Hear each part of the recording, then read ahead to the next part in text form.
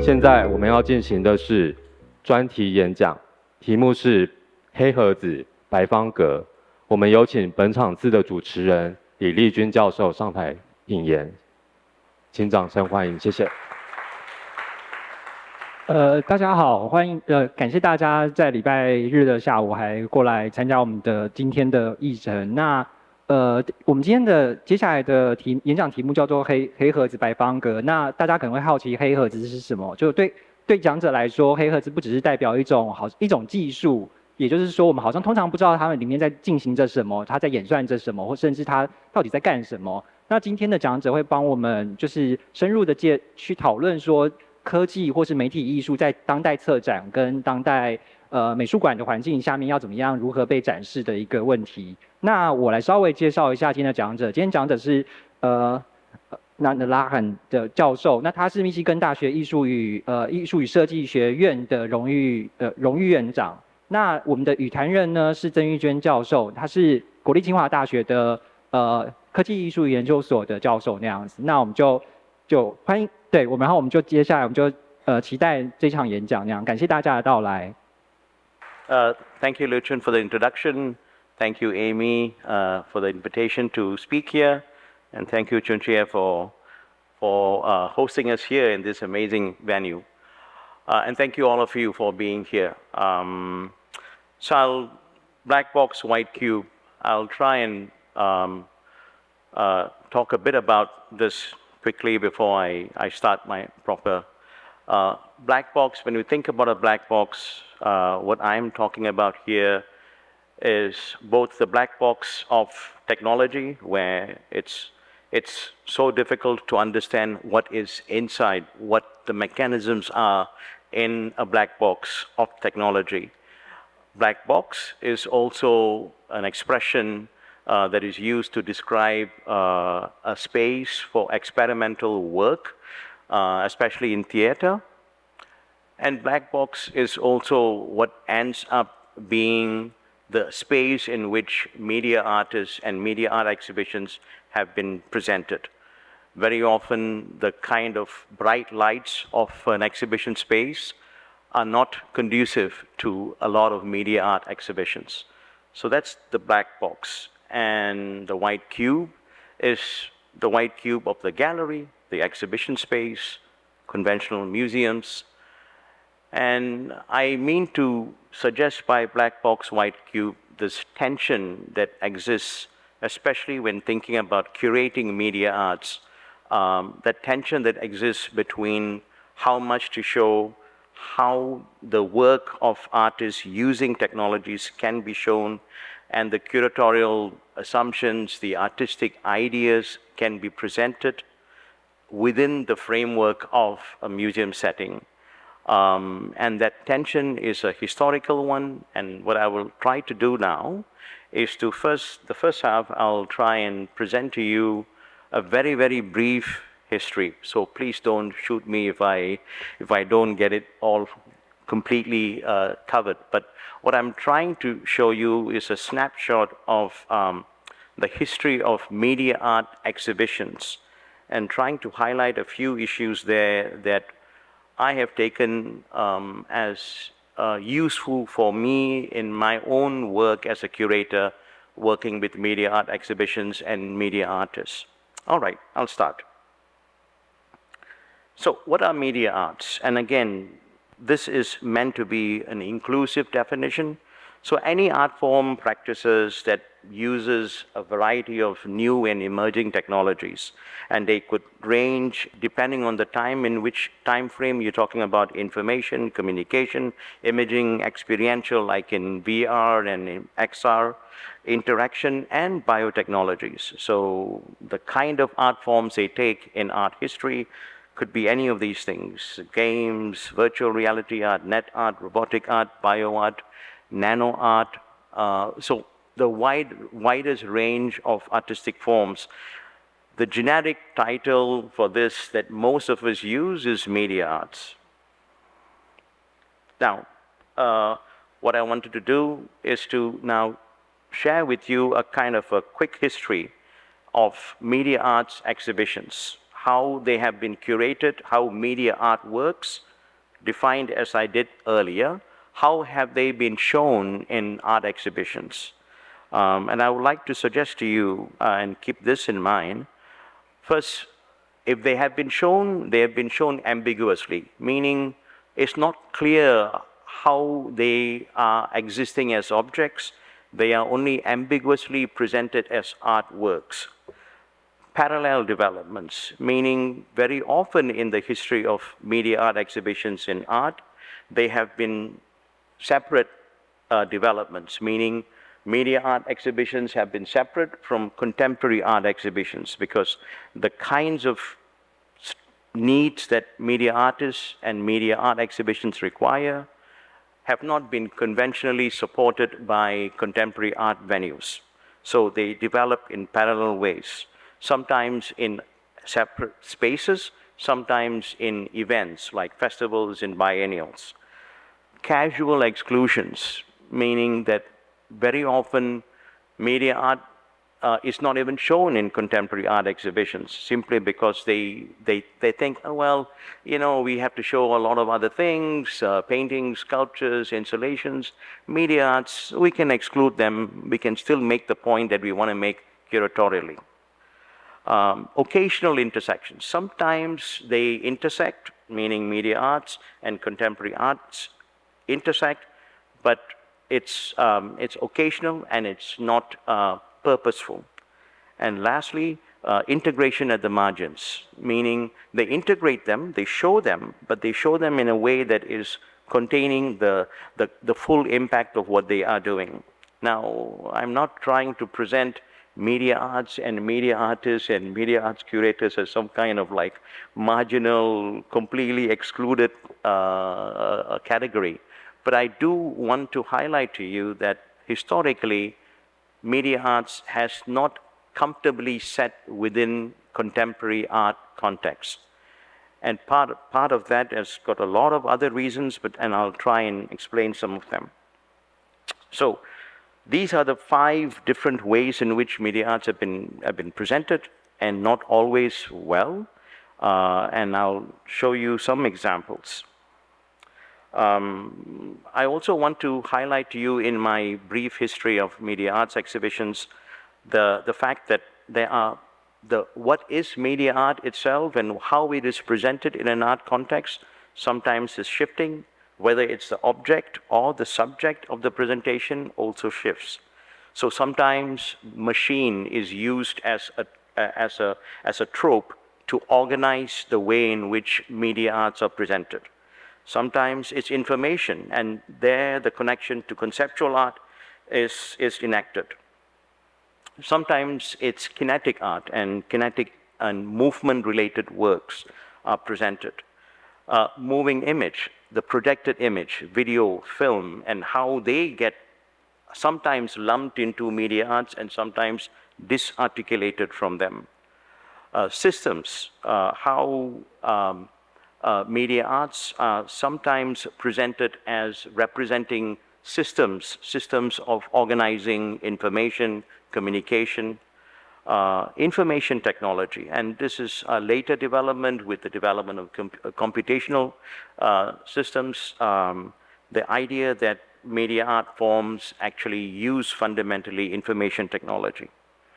And cybernetics, the idea that the differences between living things and machines are somewhat diluted when you think about them in terms of control and communication systems with feedback loops. Okay, so those are the kind of like preparatory comments. So I want to start by talking about a very important exhibition in 1934 at the MoMA in New York. It was curated by Philip Johnson. Philip Johnson, the architect, a very prominent architect, he was then the curator for architecture and design at MoMA. And 1934 was very, very early in the history of MoMA. MoMA was established in 1929, and so these are very early instances of trying to integrate what was going on technologically outside in artistic form. So Philip Johnson, he talks about it as the beauty of objects that were just the result of other forces than design. So in this exhibition, it was very interesting because they showed everything from glasses. You can see they are showing glass vessels, as well as they are showing all kinds of different industrial materials. You see there an airplane propeller. So the idea in the MoMA exhibition, machine art exhibition, was to show the ways in which machines represented very interesting aesthetic forms and aesthetic notions. In 1954 in London, there were parallel developments around this idea of art and machine and what's the relationship. So this was the exhibition called Artist versus Machine in the Building Center in London. It was curated not by Philip Johnson, I'm sorry. It was organized by a group of people. This is an example of an artwork. It's basically using the jacquard loom, and the artist was painting over, Vera Spencer was painting over the jacquard looms. Jacquard loom is the one that are those punch cards that are used in weaving machines.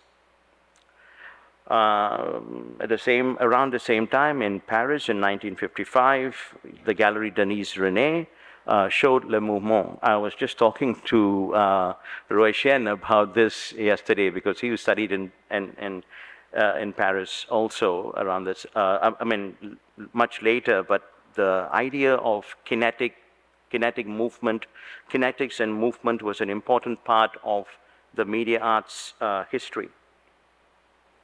So in this exhibition, they basically showed the mobiles as well as some rudimentary kinetic art forms, some of them mechanical, some of them static. And then in MoMA again, curated by Pontus K. Hulten, who was then the director of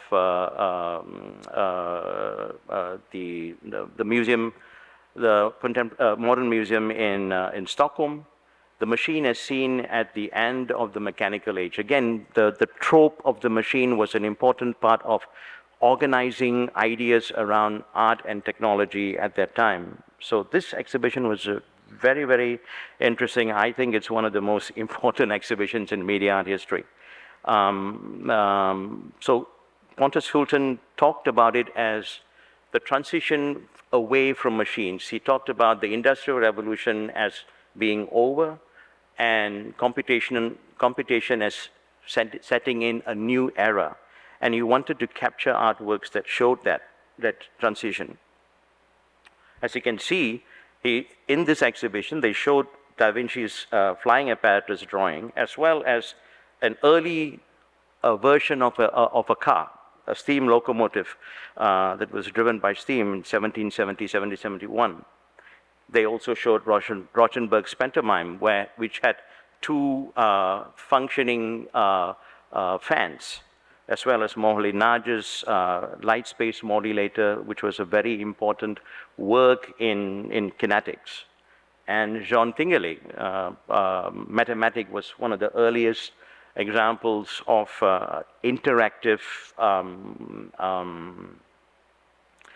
kinetic work. What you can see there is there is a button that you push, and then it generates movement in the drawing machine. Robert Brier's rug, which is mechanically moves. The rug actually moves in relation to mechanical structures that are below the rug. Billy Kluwer, and Robert Rauschenberg, Billy Kluwer, who was an engineer, collaborated with Robert Rauschenberg. There are embedded radios in this installation. Jean Dupuy and Ralph Martel did this installation where, according to heartbeats, the dust actually moves up and settles. This is a very important work in media art history. Squat by Tom Shannon, where the plant actually, if you touch the plant registers the response, and then it starts moving the robotic apparatus. So here you can see in the future we may be able to achieve other more worthy relationships with machines. Pontus Hultén was trying to point to what other kinds of relationships we could have with machines. In 1965, computer graphics, so computers were developing quickly, and computer graphics was developing in 1965. Two different exhibitions, one in Stuttgart, one in New York, that showed computer graphics. George Nees, you can see these are computer-generated images by Michael Knoll, the Gaussian quadratic from 1963. Another important milestone exhibition was Cybernetic Serendipity, curated by Jasia Reichardt in the ICA in London. Again, these are early years. Computers were recent. Our whole relationship to computers as technology was recent. And cybernetic serendipity, cybernetics itself as a discipline, as an area of thinking about living forms and its relationship to machines was again relatively recent. So this exhibition showcased works, there were kinetic works, but mechanically derived works. Namjoon Paik's robot K456 from 1964 was also presented here. Yet another milestone in MoMA, curated by Kinnison McShine, information. Here, the relationship to conceptual art, the relationship of technology to conceptual art was being enacted. At Edward Ruscha, the idea of organizing information, how do you do that and how do you think about it? And Edward Ruscha, these are 1,000 stains that he presented there. Joseph Kusitz, the very famous chairs artwork was also there. Victor Conchi basically had his mail come to MoMA and he just picked it up. That was the artwork. Stock Exchange was live TV coverage of the stock exchange that was presented at the gallery. Hans Hake's MoMA poll, where people were asked questions like, do you think Governor Rockefeller has abandoned President Nixon's Indochina policy? Journals, poetry system, where you can basically call the number and you can get a poem read out to you. So Kinnison McShine was really thinking about how to develop and present an idea of how technology, especially as it intersects with art, and conceptual art, kinetic art, all of these different currents were presented together in this exhibition. A very, very important exhibition. I would argue that this is the first truly media art exhibition where it integrates contemporary art thinking as well as new technologies in a way that is really meaningful. Curated by Jack Burnham, who was an artist as well as a curator. And this was at the Jewish Museum in 1970. Les Levine's Systems Burn-Off, which was like documenting earth artworks, and the Architecture Machine Group, which was the forerunner of the MIT Media Lab. They presented a work where they organized in a robotic installation gerbils, small mammals that were actually inhabiting the space, and as they were moving, the robotic structure was trying to organize the city and planning the city differently in relation to the movement of the gerbils. Hans Hake's Visitors Profile, where the information about different visitors was being presented as information. So in one of the key things I want to keep in your mind is the fact that Jack Burnham talked about the idea that whether this is art or non-art, whether we accept it as art or non-art, it's less important. And what he wanted to do was to keep that ambiguity alive. another great arbiter of contemporary art and what is accepted as art. So in Venice Biennial, it has a very spotted history of accepting and including media artworks. So in 1966, Julio Lepax, who was a kinetic artist, he won the painting prize. And it was very controversial at that time. People were really in an uproar because there was nothing painterly, according to people, about his work. In 1970, the first computer art exhibition was organized along with the Computer Music Conference. In 1986, a planetary network was organized by a smaller group of artists at the Giardini, where they used fax and slow scan TV and computer-aided communications to develop a network of people who were real-time connected. And this is 1986.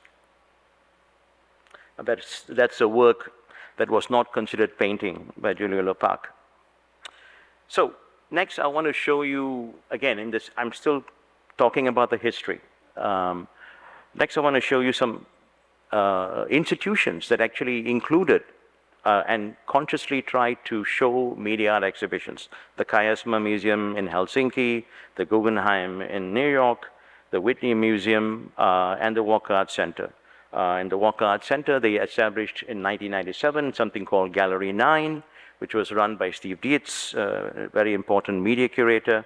Guggenheim hired two people, John Ippolito and Christiana Paul, in the late 90s to be associate curators to work on media-related exhibitions. Not Guggenheim, Whitney hired John Ippolito, and Whitney hired Christian Paul, and Guggenheim hired John Ippolito. And then there were dedicated art spaces that were also developing. In 1996, the Ars Electronica Center was established, ZKM in 1989. In Karlsruhe, Germany, a Videotage in Hong Kong, where video was the beginning of the media art interests, and then it developed into other things. NTT-ICC, Tokyo in Japan, they were forerunners of showing new media artworks in the region. Art Center Nabi in Seoul. Again, Art Center Nabi and NTT-ICC were both associated with telecom companies. Laboratorio Arte Alameda in Mexico City, they had a program of media. These were dedicated spaces for showing media arts. Yamaguchi Center was established in 2003, FACT Liverpool in 2003, Australian Center for Moving Image in 2002, Digital Arts Center here in Taipei in 2009.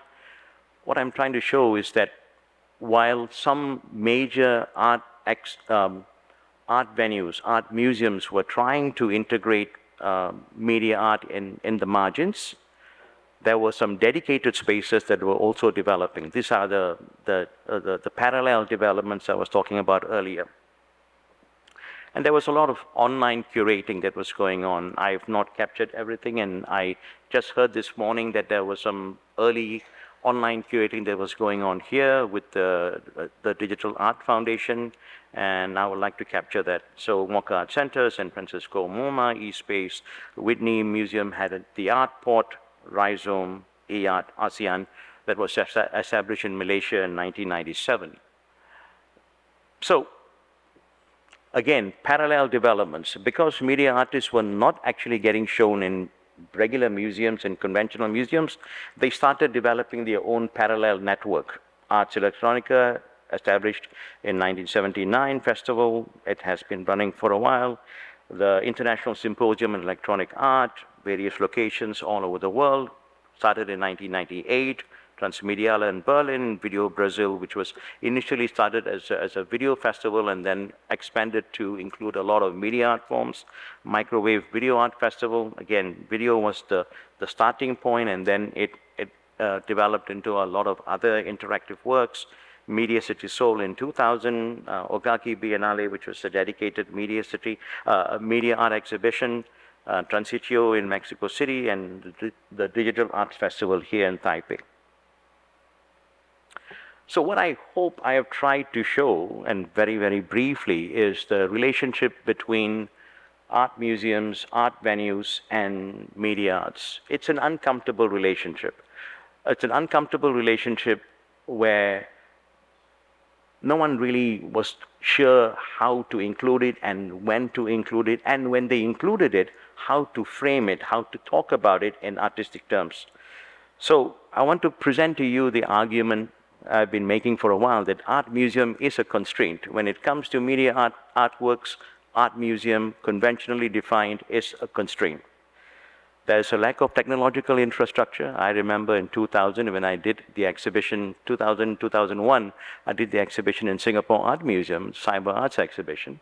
We had to lay SDSL lines, Ethernet SDSL lines temporarily to actually enable wireless access for the artists, for the artworks. There's lack of adequately trained and experienced curatorial and exhibition staff. I mean, it's real. Curatorial training is still far behind when it comes to how to deal with media artworks. And that's a gap that still continues to plague us. Institutional mission of conservation and preservation is that museums usually have, does not sit well with the idea of technological obsolescence. Oh, you're buying a Namjoon Paik and it runs on a cathode ray tube. Oh, that's been phased out for a long time now. How are you going to keep it going, right? Oh, you have to deal with technological obsolescence, and it's a conservation nightmare. It's a conservator's nightmare. A different paradigm of interaction. Traditional art museums have prided themselves on works being presented, and the do not touch is an important principle. Even though performance artists, video artists, and many other practices have tried to change that, fundamentally the organizing behavior for museums, conventional art museums, is do not interact. And a lot of media artworks require, in fact, demand interaction.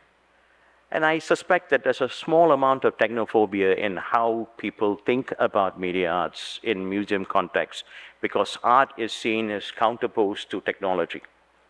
And I think it's a misplaced notion. So now I can spend a brief amount of time just talking a bit about some of my projects and how I approach media arts. I have curated works in a variety of media. I'm not wedded to art and technology or media arts, but I found myself very comfortable in that space, in that in-between space. I like that. I see exhibitions as a way of working through ideas with people, along with people, rather than a presentation of something that we have already resolved. That's why most of the projects I've done, the works do not exist before the exhibition. The works are created as a result of multiple years of working together to create the works that will then be presented. I fundamentally believe that collaboration is the best way of doing any curating, and especially media arts, you need that kind of curatorial attitude. It's generative. My approach is generative. I hope to start somewhere where I don't know and arrive at a place where we slightly know a bit more. It's always co-conceived and co-developed with artists. I cannot go into this, but genealogy is a kind of a methodology, both a historical and a critical methodology developed initially in the writings of Friedrich Nietzsche, and then subsequently developed by Michel Foucault.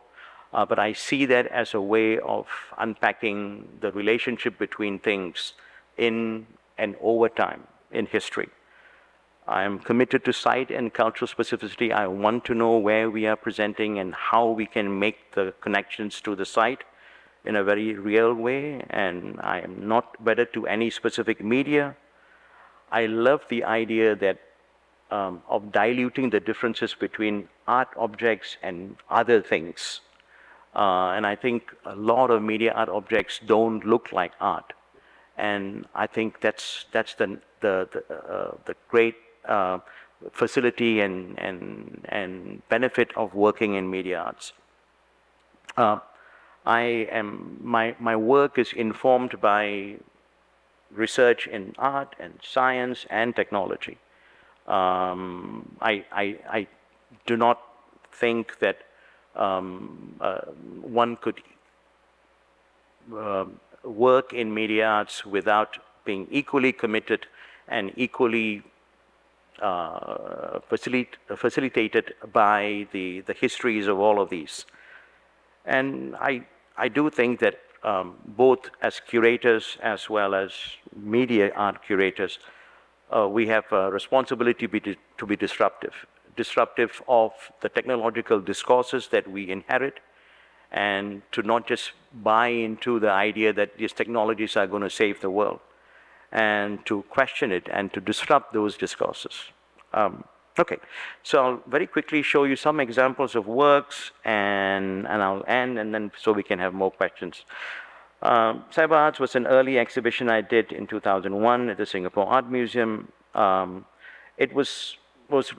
Arts was really my way of trying to work through all the different words that were going around in late 90s, early 2000. A lot of different words were being presented to describe art and technology works. And so I wanted to present a selection of works by artists. Now, all of the works that were developed for Cyber Arts were developed from scratch, meaning I made an open call. We had artists submit proposals, and every one of those works were developed in partnership with research labs and researchers, scientists, technological experts in particular areas. I'll just show you two examples. One is Tsunami.net. They did Alpha 3.3 then. It was a work that looked at the promise of no borders, no geographies. Geographies don't matter anymore. Geographical location doesn't matter anymore in the internet world. Well, they were trying to question it in their works. Margaret Tan was using the data from the National Library of Medicine, which was, these were virtual avatars of two people who had donated their bodies, and their bodies were sliced by computer tomography and then reconstituted. So Margaret Tan used that data to actually create an interactive installation where people could interact either by hitting or healing a virtual body. And as you can see, several people decided to hurt the virtual body. Alpha 3.4, we, based on the work that they did in Cyber Arts exhibition, we had an opportunity to work, to bring the work, Tsunami's work to Documenta in Kassel. So there, what they did was to look at the relationship between geographies by walking physically to Kiel, from Kassel to Kiel. Kiel is where the website was hosted. The Documenta website was hosted. So they tracked all the way there, position, constantly keeping their position wired back to the exhibition site. Ogaki Biennale was one of the media-specific media arts biennials started in Japan. I co-curated with Hiroshi Yoshioka the biennial. There we chose to, we did not have any dedicated museum space, so we worked all over the city in 72 venues. Kodama is a tree spirit that actually lives in the forest. And this is an artist, Hisako Yakayama, who worked with that. And this was installed in a Shinto temple. This is an old bank vault that was used to house Rax Media Collective's work, 5 pieces of evidence. This is Kazuki Saito, another Shinto temple where we installed this sound installation. This is the beggar robot. It's a robot that walks around asking for money. By Pavel Selachak, and this was unleashed in the city, and it collected quite a bit of money. The International Symposium in Electronic Art, as I said, it was this roving exhibition. We hosted it in the National Museum. I was the artistic director with 5 curatorial themes, with multiple themes. So we made an open call, international call. We selected 16 artworks, 16 proposals, and all 16 proposals were match-made with 12 research labs in Singapore, and every work was developed over a 3 to 5 month period in Singapore by the artists in collaboration with scientists. This is a work by Claire Wade, a water book, based on a water interface with searching. This is a game engine that was developed by Eastwood, which is a Serbian group. Matter Haven, Exodus, which was using search engines and looking at how that gets proliferated online. This is DIY Gory, where she is trying to look at a single word gory and how it is manipulated in Wiki. Tat Amitano, which is a interactive work dealing with sound. Dense Local was an exhibition. I'm running out of time, so I'll, yes. Dense Local was looking at the idea of geographical location and how to think about the local. And we talked about it yesterday at some of the sessions. How to locate the local in relation to technologies that seem to dissipate the local. And these were some works. It was shown at this Laboratory Alameda, which is actually a 17th century convent that was converted into a media art space. These are some works that were done, all looking at the idea of place and displacement. Alice Michelli actually went to Chernobyl and actually exposed herself as well as her camera to multiple images, and that's the images that you see on the right. Ashok Sukumaran looked at the idea of electricity. Mediating Asia, we just did it in 2022 with Yu-Chuan Tseng here, curator here at the Taiwan National Museum of Fine Arts. We wanted to look at the ways in which cultural specificity played in the way in which technology operated, and so we had the good fortune of showing Ruetian's very important work, 8 Drunken Immortals. It was a centerpiece there. Tat Amitano, Filipino artist, working with how to cast a spell using sounds. This is Tseng from Thailand, who's looking at a fan that is actually moving away whenever you want to get the wind from it. Miao Ying, who's a kind of a game-generated interactive piece. This is a meditation on death by a robot by Atsuko Ichihara. Lin Chi Wei's Talking Knots, where he's doing a kind of, I think about it as computational work without computers. And this is a work where he has developed a kind of a digital system for generating sounds, and this is the performance. I'll quickly play it and then we'll end there. Yeah. So each performer is just taking cue from that particular note, and then they is reading that note, making a sound based on that note. And I have a few more slides about ongoing projects, but I won't talk about them. So, thank you very much. 感谢纳德拉罕教授带来精彩丰富的内容。感谢大家，就是我们这场非常赶，然后教授其实很希望可以跟大家多分享，所以等一下大家有任何问题都可以提出来。那刚才教授他其实也就是就是在他的演讲里面，其实也提到了很多像是媒体艺术跟当代艺术之间的一些张力或他们的一些矛盾，然后或是譬如像是资讯跟以物件为导向的那种展览形式之间的一些发生的一些可能一些美术馆必须要面对的问题。那我们今天其实从昨天的自然的讨论，然后也包括专能展机制的讨论，还有全球跟地方的讨论，然后我们今天转到了一个如何展出技术？有必要展出技术吗？那技术如何被展出呢？对，我们要如何去对待这样子的一个新的媒体形式，或是新的艺术形式那样子？那我接下来就请那个玉娟教授来帮我们提问。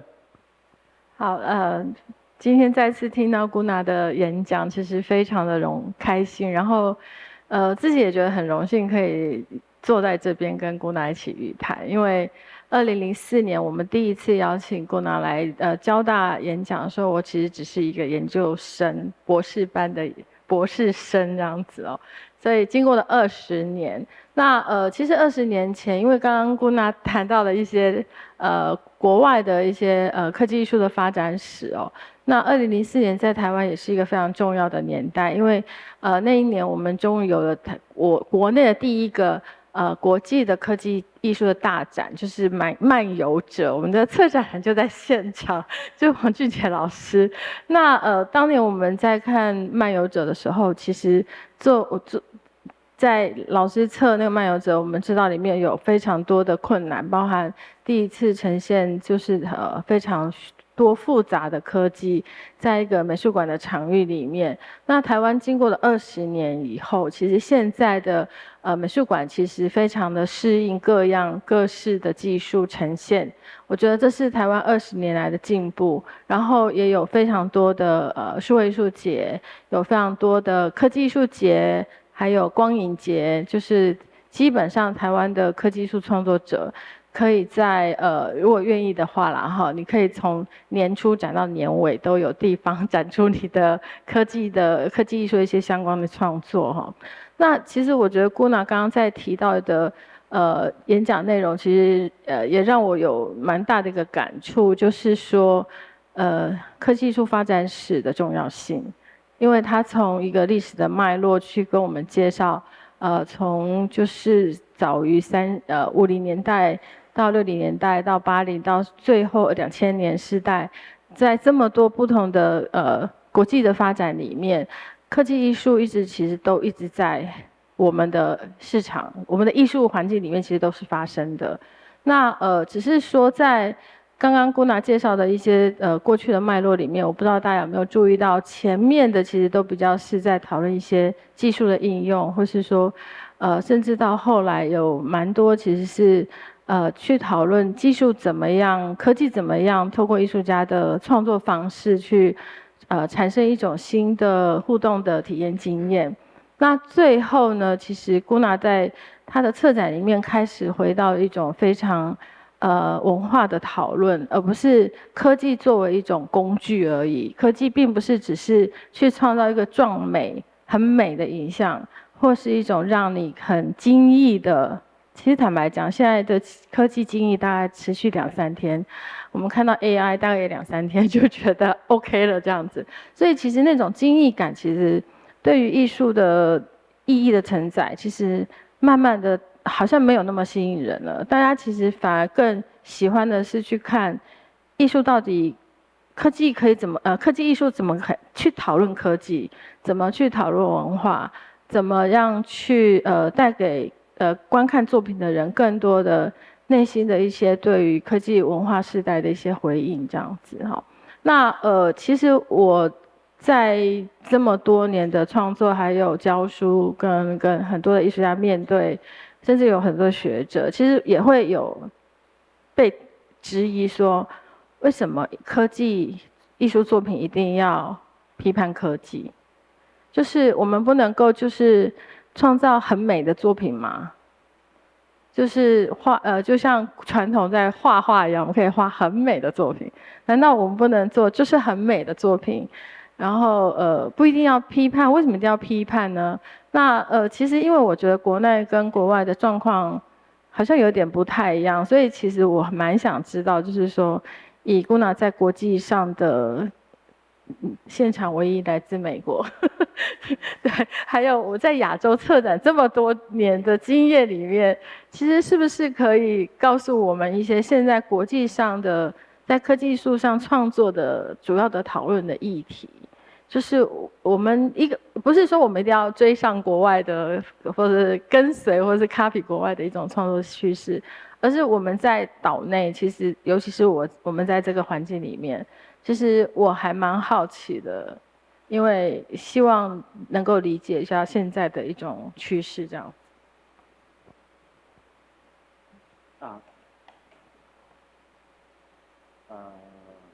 Okay, good. Thank you, Yu-Chuan. So, I think there are many things you touched on that would be useful to talk about. The fact that we are living in an increasingly technologically mediated society, I mean, no one needs to be convinced about it. Then the question is, how do we deal with that reality? And I think that increasingly the rhetoric, the advertising, the loud promises, oh wow, AI is going to solve everything. All the diseases of the world are going to be solved. Oh, all of us will have an immense amount of time to just do whatever we want. We can go fishing because AI will be doing all the work, right? Everyone will lose their jobs, but there'll be universal income. Like this kind of grand promises. And if you look at where the grand promises are coming from, they are coming from the CEOs of these large companies who are basically selling us the dreams, impossible dreams. And I think that more than any other time, artists having a critical approach to thinking about technology, questioning its fundamentals, and not just being enticed by how easy everything can be done, but to actually do the work that actually is required to struggle with the media in some way, so that you discover something about yourself and about art and about culture that might be, and about the technology that might be helpful for people to share and to learn. So I do think that it's very important to be not enticed by the technology, but to actually continue to question it. And I think that media artists continue to do that. A lot of them do. A lot of them don't, simply because a lot of them find it very easy to use those technologies and make things out of it. So the question for us is, what kind of arts do we want to see where technology is being used?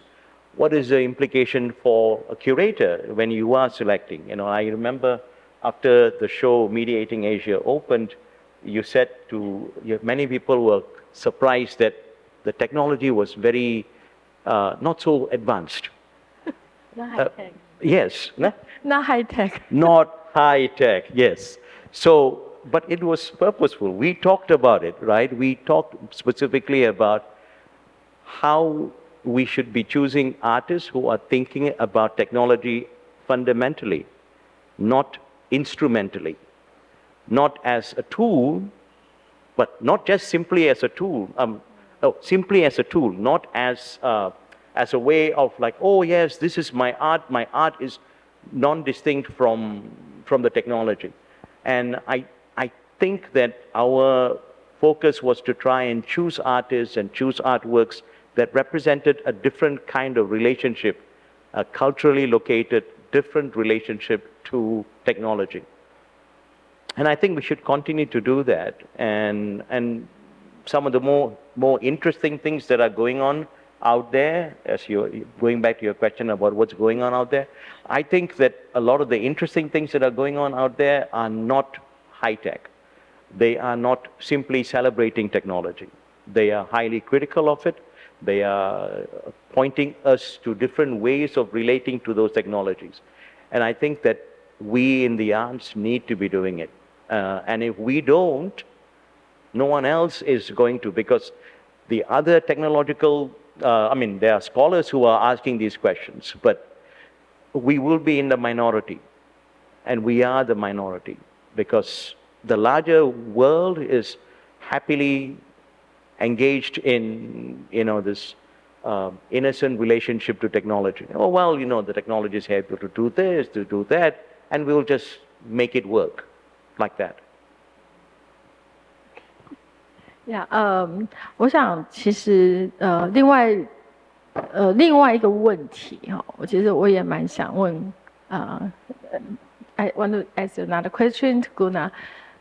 另外一个问题，其实很想问的是，其实我们在台湾比较会去说，哎，你是科技艺术家，你是数位艺术家，那当代艺术好像就是他是当代艺术家，所以在常常我们会说，哦，科技艺术家可能就必须要有自己的科技艺术节或是数位艺术节，这样的区分是合理的吗？还是事实上现在的创作已经不需要去分这样的一个工具领域的差异性？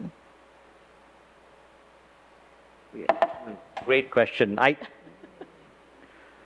I think we need to continue to talk about ourselves as media arts professionals, at least for a while. Strategically, it's important. And why I say it's important is that's why I talked about the history, right? Historically, we have been at the margins. The art institutions still do not completely know how to deal with it. In Taiwan, I must tell you that you guys are way ahead of the curve because your museums, your galleries, your art institutions, your organizations, the Digital Art Foundation, for example, the Digital Art Association, for example, you are forerunners of this. You are already have a long history of thinking about it, but it's still 20 or so years. And I think strategically it's important to continue to have some parallel developments, but continue to fight to make sure that, you know, curatorially we train the next generation of people, curators, who understand how to work with any kind of media, including new media, including media arts. We should include that in the way we train artists to actually think about themselves first as artists. Whatever media you use, it should not matter. Unfortunately, if you choose to work in technology, sometimes you are marginalized. That's a problem, right?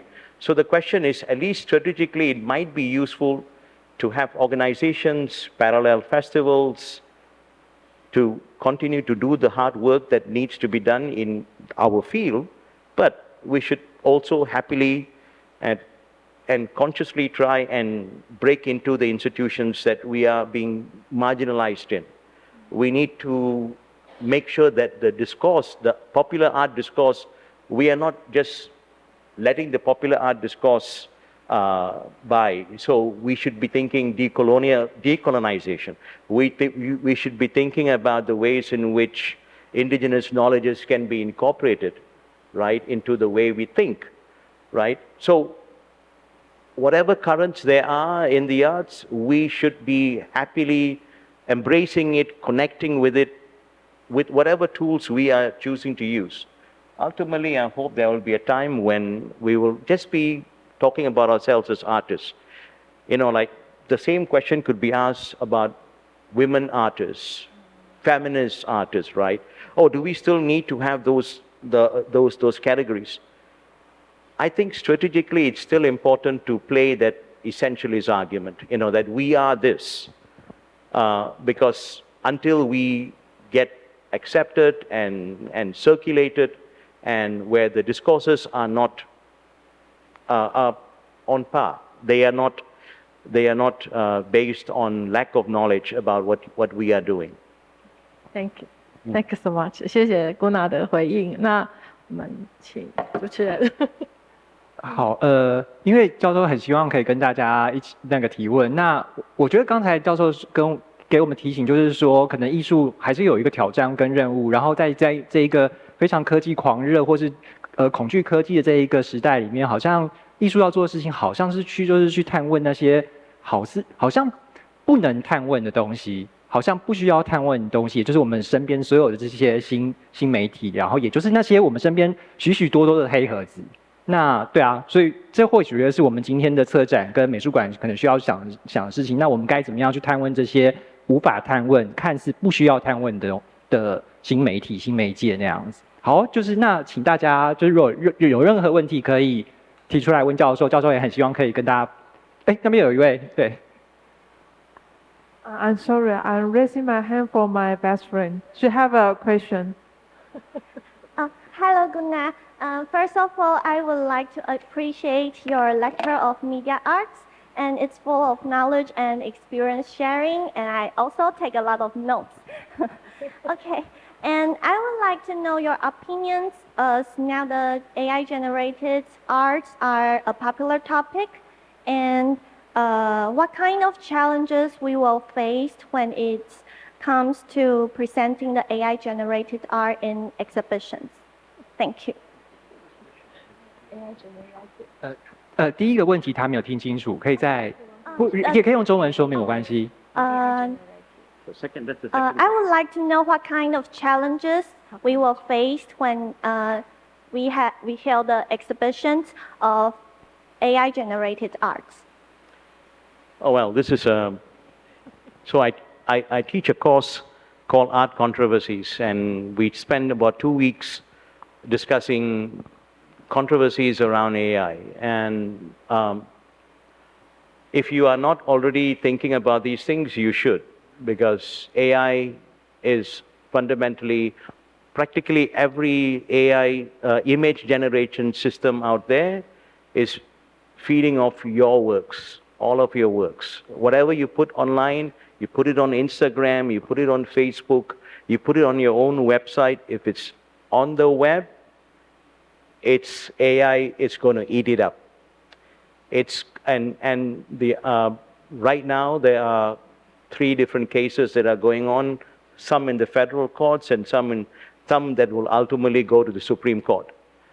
And all of them are centered around fundamental questions around what is property, what is intellectual property.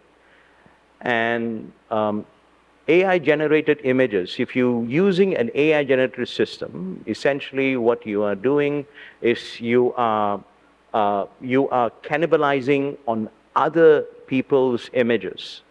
So if you said, you know, I want to have an image of people walking into the sunset, well, there are millions of sunsets out there on the internet. They will grab and aggregate those and put it together. Now, what the images are doing, interestingly, is what they call diffusion, right? So diffusion is essentially taking this water bottle, right? So you want an image of a water bottle? Okay. So there are millions of water bottles out there, pictures of water bottles. So what the AI system would do, any system, whether it's ChatGPT or DALL-E or any of them out there, it works on the same principle, diffusion. So it takes this million images, composes one image out of it, it breaks it down by introducing what they call noise. In computing, you introduce noise. So everything that is not looking like this will be introduced into it so that you can create, this will completely disappear. And then you will remove all the noise and then you will get a new object. Well, it's supposed to be new, but it will look exactly like this, sort of. So legally, AI companies, image generation companies are basically saying, this is a new image. It is not a copy. So they should not be under copyright restrictions. So the question then is, if you are a curator or an artist, right? I think today you need to be mindful that if someone is submitting a work that is AI generated, and there are lots of laws that are being instituted right now. I do not know whether Taiwan has a AI framework yet. I know many countries are trying to develop desperately frameworks, legal frameworks, regulatory frameworks for thinking about AI. But Europeans have done that. The EU AI bill is a really good one, and many countries are using that as a basis. But remember, the fundamentals are still the same. They want, if someone is using an AI generating system, they want transparency, meaning you must watermark it. So if you are a curator and you're working with an artist and they said, oh, I'm doing a AI generated work, great. We will accept your work. please indicate in the wall text. When we are indicating the work, you should indicate what program you have used. And remember, right now, copyright is being contested for all of these things. Artists are suing AI generation companies. There's a big case going against Stable Diffusion. And that's going to be decided, I think, ultimately by the Supreme Court in the US. It would have no effect here, but you need to start thinking about how you want to deal with your own images, right? And when you use AI systems, how you want to make sure that it is clear that this is how you are using it. As an artist, you should be worried if you are completely driven by what the AI generates, because what is your creativity then? What is your input? What is your unique perspective on that issue? So I think it's critical to continue to be mindful that AI is yet one more tool. I'm not advocating at all for anyone to stop using AI. I think you should use AI. AI is going to be another important tool, right? But you need to understand the implications of it for your creativity. More than any other technology, it is not a paintbrush, right? This is not a paintbrush. This is one more tool, but it is not a paintbrush. It is a tool that pretends to be as intelligent as you, as creative as you. At least that's the marketing language. You need to ask yourself, are you comfortable as an artist to make a work where the tool is supposedly as smart as you? And then if it is supposedly as smart as you, how do you want to use it? As a collaborator, as a master, or as a slave? And you need to decide. As a curator, you probably also need to make similar kinds of decisions, because at some point it is going to come back to bite you. At some point it's going to have implications. Thank you. 好，感谢。还有任何观众有任何问题吗？请就是教授非常快，那边有一位文瑞老师。有一个回应，然后一个问题。回应呢，其实是说刚刚有问到说，科技艺术，在台湾市场发展非常迅速，好，而且很多的展览就出现了。好，那刚刚的问题是说，这为什么当代艺术的展览比较少看到科技艺术的作品？其实我觉得是不然。好，那么或者我们可以讲说，当代艺术呢会有越来越多的科技艺术作品在那里面。啊，我们去年国美馆的那个台双里面，事实上就有好几件，事实上是算是使用 AI 的，使用 VR。所有这些新的技术的，事实上是已经是很寻常的一件事情。也许在这边比较不同的是说，科技艺术的展览，特别是科技艺术的策展专案是国家的策展专案，通常是有独特的政治资源跟经济的资源在那里面。这些的策展其实呢是一般当代艺术策展人没办法拿到的东西。所以其实不是当代艺术的策展没有科技艺术作品，而是在于说科技艺术的策展事实上当代艺术进不去。是科技艺术的，你下一次做一个科技艺术的展览，然后把当代艺术放进来，然后就是说这个作品呢，在50年前是一个新的科技，看看进得去进不去。好，实际上是就是说科技艺术跟当代艺术之间呢有不一样意义的所谓的当代在那里面。好，那这个实际上就是我们现在正在讨论的，包括说这个 AI 的作品这上面。那我现在转换成为英文，好，来问一个关于 AI 的问题。The question of AI generated art is an ontological question. It's about how we make art judgment. It's not about how AI can answer this question. If AI answer the ontology of art, then we are useless. But rather, right now, what we are talking about, whether an AI-generated art is art, actually is an ontological judgment about how human can still call this art and how we define it. It's nothing to do with the technology behind it and so on and so on. That's my question. I think that whether AI-generated art is art, you know, I don't think I don't have a problem in calling it art. The question is, who is it generated by? Because all AI systems are still relying on prompts, right?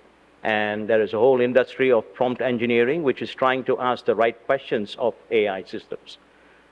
And that is the question, right? Who is asking the questions? What are the questions they are asking? Are they asking the questions that are going to lead to particular kinds of outcomes that are reflecting who they are and what they want to achieve as artists? And that's a part that I think gets a bit fuzzy. Whether AI-generated art is art, I don't think I don't have a problem with it. Interestingly, the Copyright Office in the US 2 years ago actually decided something very interesting, because it basically said that only a human-generated object is subject to copyright. So you can only copyright something if a human has been involved in it. So something that has been generated by AI cannot be copyrighted according to US copyright law. Now, I do not know whether these conversations are starting here, but believe me, you are going to have, it's going to be a wild ride for a while, because it's going to be a lot of these fundamental questions. And you're right, Mandre, these are ontological questions, right? What is an art object, right? And who is an artist? These are questions that are going to be fundamentally raised over a period of time. Fortunately, they are not new questions. Conceptual artists have been asking this question for a long time. Performance artists have been raising this question of who is the artist, what is an art object. You know, it's at least as old as 100 and something years. So but the questions have a different twist now, because the problem is that we are talking about a tool that is supposed to be as smart as and as creative as us. I would argue it is not as smart as us. I would argue it is not as creative as us. It is smart in many ways that we will never be, and it is stupid in many ways that we will never be. Right? And that's the part that I think we need to, as a society, not just in arts, but as a society, come to terms with. 感谢教授的回应。因为时间已经到了，让我们最后还会有一个圆桌座谈，我们就掌声鼓掌，那个教授给我们的带来精彩的演讲，谢谢。好，谢谢3位与谈人。